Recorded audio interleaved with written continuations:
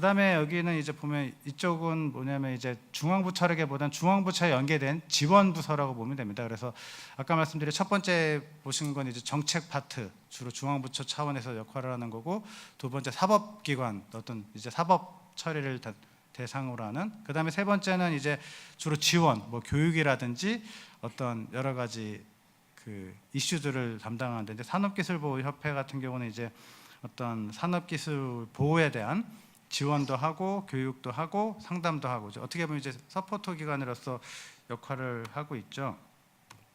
그다음에 이제 중소기업청의 대중소기업협력재단도 마찬가지로 기술보호지원부에서 여러 가지 이제 산업기술 보호에 대한 유출이라든지 지원, 뭐 여러 가지 국제협력, 그다음에 기술이 유출된 이후에 어떻게 보면 소송이라든지 구제 이런 것들도 이제 하고 있죠. 그다음에 특허정보는 이제 주로 이제 지식자산과 관련돼서 이제 영업비밀 보호팀에서 이제 어떤 산업보안 업무를 담당하고 있고, 특히 이제 여기서는 보면 영업비밀 보호센터를 운영을 하면서 어떤 컨설팅이라든지 교육, 그다음에 법률 자문 이런 것들을 하고 있습니다. 주로 그래서 이제 여기는 이제 영업비밀과 관련된 부분들에 대해서, 특히 이제 지식자산과 관련된 부분들에 대해서 어떤 지원이라든지 상담이라든지 교육 이런 것들을 담당하고 있습니다. 그래서 이제 외국, 특히 미국을 보면은 이제 산업보안에 대한 어떤 중요성을 인식을 하고, 어떻게 보면 이제 상무성 내에 어떤 차관급으로 이제 산업보안을 이제 총괄하는 기구를 만들어 놨죠. 그래서 주로 여기서의 대응은 이제 물론 경제적인 측면도 있지만 어떤 이제 보안의 측면, 그 다음에 이제 국가 이익의 측면에서 접근을 하는 경우가 있죠. 그래서 어떻게 보면 이제 그 산업보안 차관을 중심으로 이제 대응을 하고 있고요.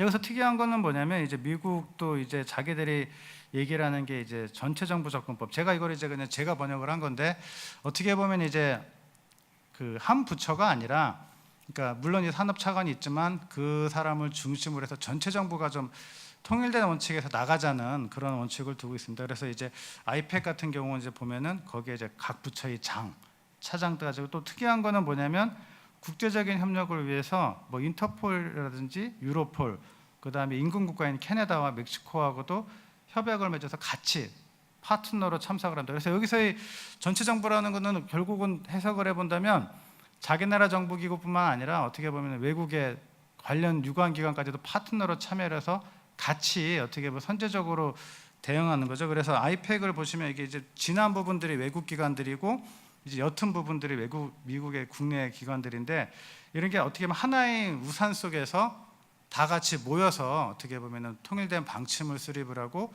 법을 집행을 하는, 그래서 어떻게 보면 이제 이런 산업보안이라는 게 아까 말씀드린 것처럼 딱 하나로 모다가 아니라보다는 여러 가지 이슈들이 많기 때문에 어떻게 보면 전체적으로 우리가 이런 것들을 좀 풀어나갈 필요가 있지 않나 싶습니다. 그다음에 일본 같은 경우도 이제 경제 산업성 내 이제 어떻게 보면은 영업비밀 그 관리 지침이라든지 여러 가지 규정을 정해서 그 대응하고, 아까 김인배 교수님 말씀하신 여러 가지 지침들을 정해서 운영하고 있습니다.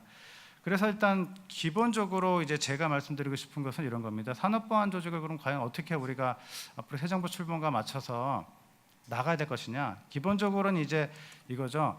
과업 중심. 우리는 지금까지는 기능 중심으로 갔는데, 그런 것보다는 어떤 산업보안이라는 기본적인 업무, 일을 가지고 설계를 해보자. 근데 중요한 거는 뭐냐면, 여기서 중요한 거는 키맨 조직이 필요하다는 거죠. 무슨 얘기냐면, 이렇게 여러 가지 네트워크 조직의 가장 큰 문제가 뭐냐면 과연 주인이 누구냐는 거죠. 그래서 어떤 이제 키맨 조직을 좀 중앙부처 차원에서 설정을 해서 키맨 조직을 중심으로 해서 네트워크형으로 나아가는, 그러니까 아까 말씀드린 미국 같은 경우 아이팩 같은 경우도 일단은 한 중점적인 부서를 두면서 한 우산 내에 같이 이제 나가는 그런 것들이 필요하죠. 그다음에 아까 말씀드린 것처럼 산업보안의 업무를 크게 대별해 본다면 정책 부문, 뭐 지원 부문, 사법 부문인데, 사실은 세 가지 부문들이 좀 이질적이긴 합니다. 그래서 이거를 한 부서에서 하는 건 불가능한 얘기고요. 이제 다만 이런 부서들의 독립성은 인정은 하되 어떤 네트워크 협력 기능은 좀 강화할 필요가 있지 않겠느냐 하는 거죠. 그래서 아까 말씀드린 것처럼 이런 여러 가지 네트워크 중심으로 가야 되는데, 아까 말씀드린 것처럼 키맨 조직이 필요하고 그걸 중심으로 네트워크, 그런 어떤 뭐 산업통상자원부라든지 뭐 미창부라든지 여러 중앙부처라든지 그다음 사법기관, 그래서 좀 뭔가 지원 부분까지 좀 아우르는 큰 형태의 네트워크가 형성이 되는데, 아까 말씀드린 것처럼 좀 키맨 조직도 있고 컨트롤 타워도 있는, 그래서 유기적으로 연계되고 뭐 장기적으로는 어떤 이제 우리 카운터파 뭐 중국이라든지 뭐 일본이라든지 미국의 어떤 카운터파트들도 좀 이렇게 참여를 해서 또 우리가 선제적으로 대응할 수 있는 이런 것들도 좀 필요하지 않나 싶습니다. 그래서 일단은 기본적으로 정책, 아까 말씀드린 이제 여러 가지 부처들이 있는데, 이런 것들은 조금 우리가 아까 보신 것처럼 딱 산업 보안을 담당하는 부서가 어디냐라고 봤을 때 아직까지는 우리가 글쎄요라는 대답밖에 안 나오기 때문에, 적어도 산업 보안을 담당할 수준의 과라든지 국은 있어야 되지 않겠느냐. 이제 그건 나중에 추후에 어느 부처로 갈지는 뭐 추후에 논의될 얘기지만, 기본적으로 우리가 합의될 건 뭐냐면 적어도 산업보안의 정책을 수립할 수 있는 과 내지 국은 창설이 돼야 되지 않겠느냐라는 게 어떻게 보면 정책 부문 부서에서의 가장 큰 이슈라고 될 겁니다. 그다음에 이제 지원 부문 같은 경우는 주로 보시겠지만 이제 중앙부처의 산하기관에서 이렇게 수행을 하고 있습니다.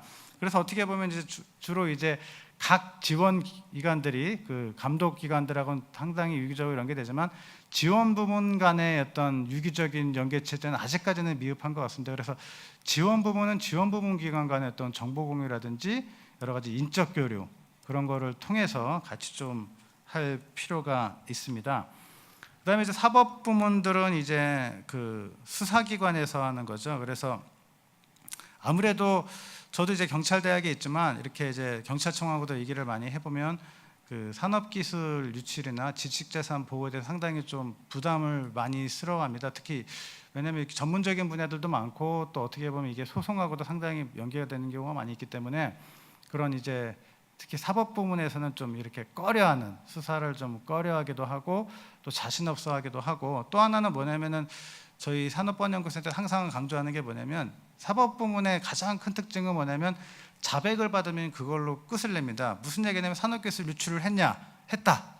그러면 그 이상의 진전은 필요 없는 건데, 사실은 그보다 더 중요한 거는 뭐냐면 과연 그럼 이 사람이 어디에 유출을 했고 어떤 경로로 유출했고 어느 정도 유출했는지, 그런 거를 사법 부문에서 밝혀줘야지 나중에 그런 어떤 기업 피해 기업에서 소송이라든지 여러 가지가 되는데, 사법 부문에서의 역할은 아직까지는 거기까지는 역할을 못하고 단지 그냥 검거를 했다, 구속을 시켰다, 거기에 치중을 하다 보니까 기업체 입장에서는 극단적으로 신고를 한다 하더라도 구속이 될 뿐이지, 기업체에서 나중에 향후 소송이라든지 여러 가지 준비를 할 때는 아무런 그런 메리트가 없기 때문에 오히려 더 이슈화하지 않는 경우가 많이 있기 때문에, 어떻게 보면 사법부문의 기본적인 역할은 그런 어떤 정보 제공이죠. 물론 이제 사법기관은 자꾸 자백 위주로 가는데, 이제 제가 늘 말씀드린 사법기관들한테 이제 정보 획득 위주로 어떤 신문을 진행을 해야 된다.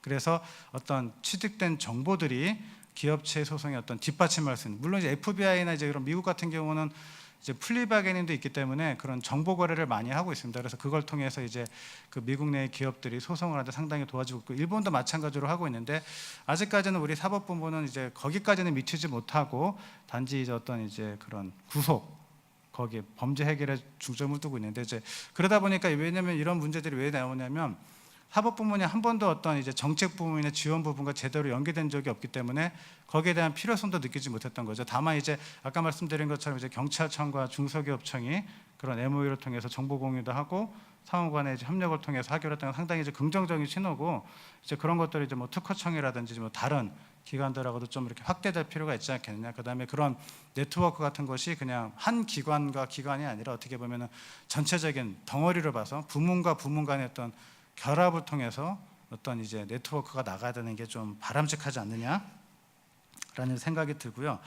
그래서 아까 말씀드린 것처럼 미국의 어떤 전체 정부 접근법을 우리도 한번은 좀 해볼 필요가 있지 않겠느냐. 그래서 이제 뭐 아까 김유희 교수님 이제 위원회를 말씀하셨는데, 그런 위원회를 설치를 해서 뭐 그 중에 하나의 분과위원회로 뭐 산업보안 분과위원회를 존재해서 뭔가 좀 이렇게 이런 산업보안 업무를 담당하는 부서들이 좀 이렇게 전체적으로 참여를 해서 어떤 서류 간의 공유, 정보의 공유라든지 뭐 그 인적 교육이라든지 여러 가지로 좀 한번 시도를 해볼 필요가 있지 않겠느냐. 그래서 어떻게 보면 가칭으로 보면 산업보안총괄위원회 이런 걸 만들어서 이제 정책 부문, 그다음에 지원 부문, 사법 부문 나눠서 좀 이렇게 아까 말씀드린 것처럼 네트워크를 좀 구축을 하고 또 각 부문 간에서 어떤 키맨 조직들을 좀 지정을 해서 좀 이렇게 부문 간의 어떤 발전도 이루어가고 또 각 어떤 전체적으로 어떤 총괄위원회에서는 큰 틀에서 좀 조정과 그런 이제 협의를 하는 것이 좀 필요하지 않나 싶습니다.